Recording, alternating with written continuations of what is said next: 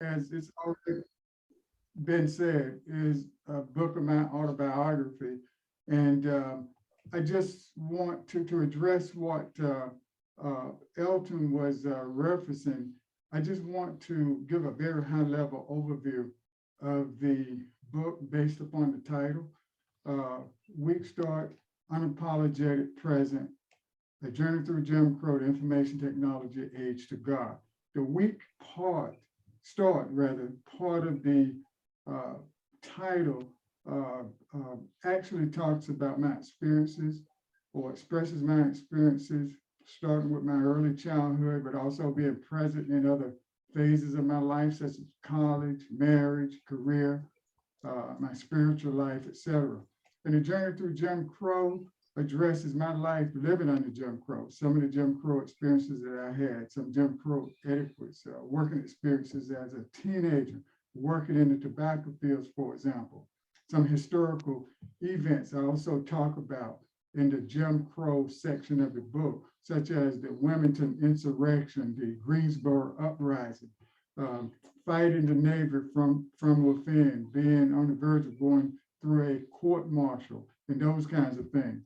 And then through the information age to God, I talk about my spiritual growth experiences and my long information technology work experience.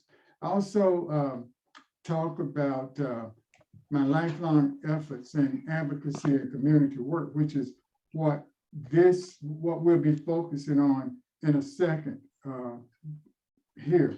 But the unapologetic present part of the title is no more than a description of the accumulation of my life experiences, which is only mentioned at the very end of the book. And that's it in a nutshell as far as the title is concerned. So let's move to advocacy. And I have a lifelong effort in advocacy, I'm sorry. So I dedicated a section of my book, section 6 of my book, to advocacy. So why is it so important to advocate, and why is advocacy so important? Because some people, for whatever the reasons are, simply are not able to advocate for themselves. And you on a personal basis might have things that you need, that you need to advocate for as well. Effective advocacy has a major impact on things. It highlights the problems, first of all. And that is evident, and I will show you what I mean by that in just a little while. It highlights the problem. It gives you an opportunity to offer solutions. And one of the major and most important thing that it does is that it ignites community discussions, because you're not going to do this in a vacuum. You're going to talk to other people about it. So it can also potentially improve the lives of community members. And if it improves the lives of community members, then it creates stronger communities. It can also change people's perceptions of issues and create a model for others to follow. And that's really important, that you have done some work that others can follow. So I want to focus right now on some of the things that prevent people from advocating.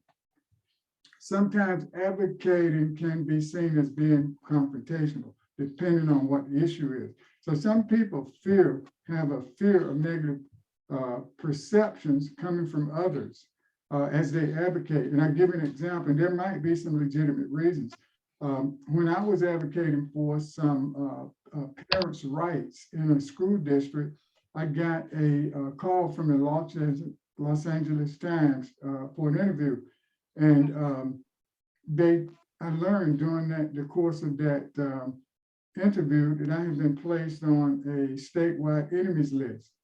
But the bottom line is that during the course of my advocating at the school board meetings for parents, some state legislators heard about what was going on, and they drafted a state bill to address the issue.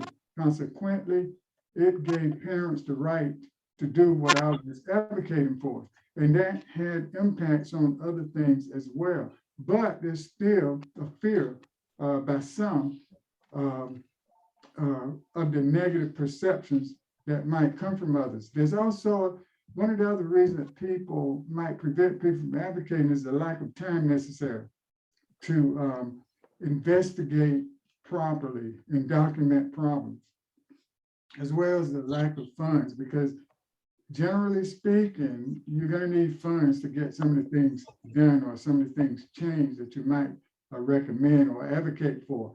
So it's necessary, and some people never get started because they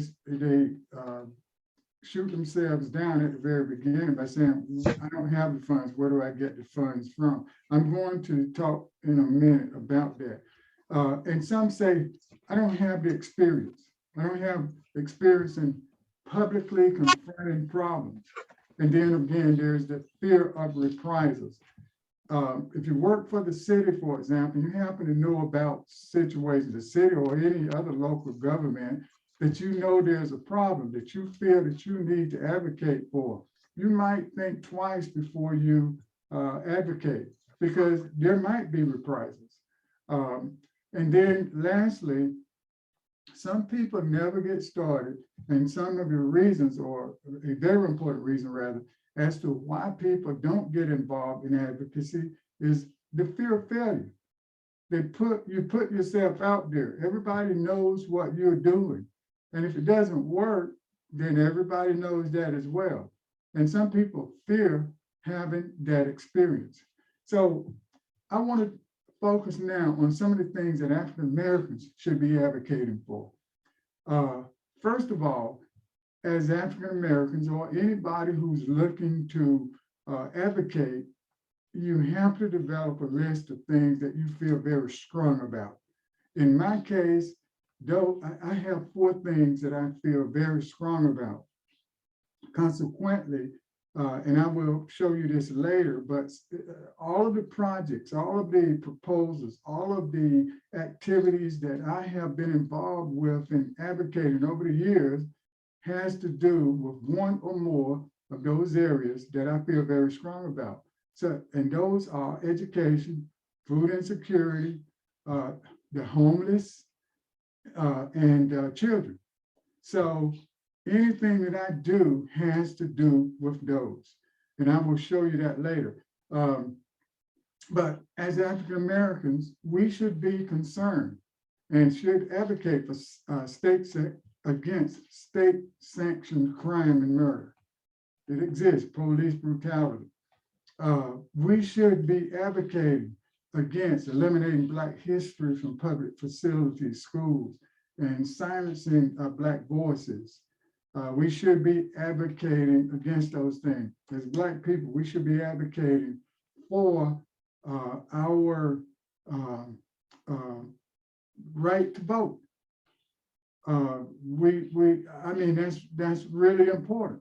And you know about what's going on in different states as the voting right laws, anti-voting right laws have been passed. So those are things that we as Black people need to be concerned about. But I want to give you now some, or share with you some personal methods that I have used over the years for advocating and sitting on boards and oversight committees, for example, writing news articles. You'd be surprised the impact that you can have sitting on boards and oversight committees, because you're the ones establishing the policies. You're the ones deciding what projects go forward. And all of those things, looking at the financial status of the organization, you are the one who are doing all those things. So you can put your finger on those areas where you know need help.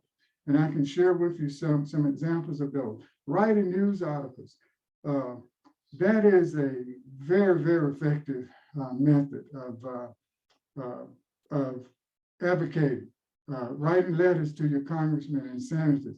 I do that. I'm doing that now. For give an example, I have a letter that I need to send out concerning the Build Back Better bill. Now, most people are saying the Build Back Better bill is dead. Well, people who are advocating are still advocating for the Build Back Better bill, and I'm one of those.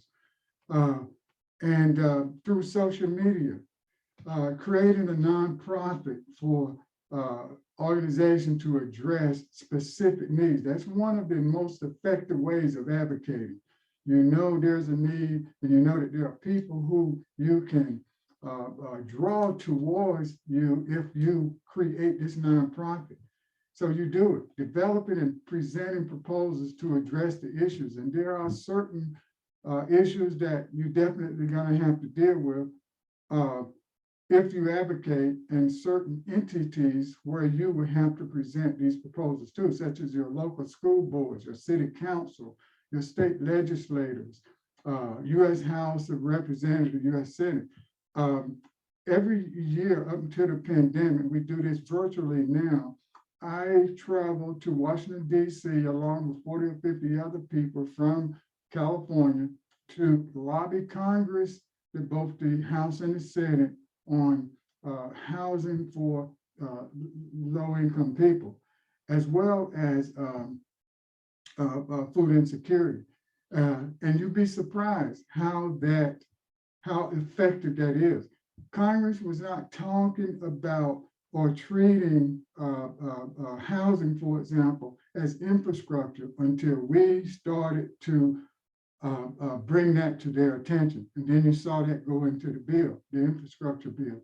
And then, of course, there are appropriate nonprofits that you may have to address. Now, I want to quickly go through some of my personal examples of advocacy. One of the things that I do is, right now, I serve as commissioner of the Housing Authority for San Joaquin County. There's all kinds of opportunities there to help people in the community.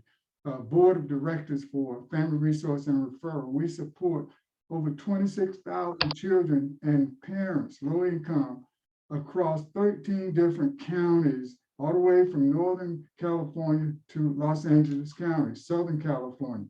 The Board of Directors for Bond Oversight Committees for Delta College. Some of monitoring the expenditures to build buildings and refurbish buildings and those kinds of things. I sit on the city board for Strong Communities in Stockton, the Hunger Task Force. The title speaks for itself. We do things to help feed people. So some of the other things that I'm currently in do is addressing local school boards, advocating for library services for sections of the city that don't have them, addressing low achieving African-American students and high suspension and expulsion rate.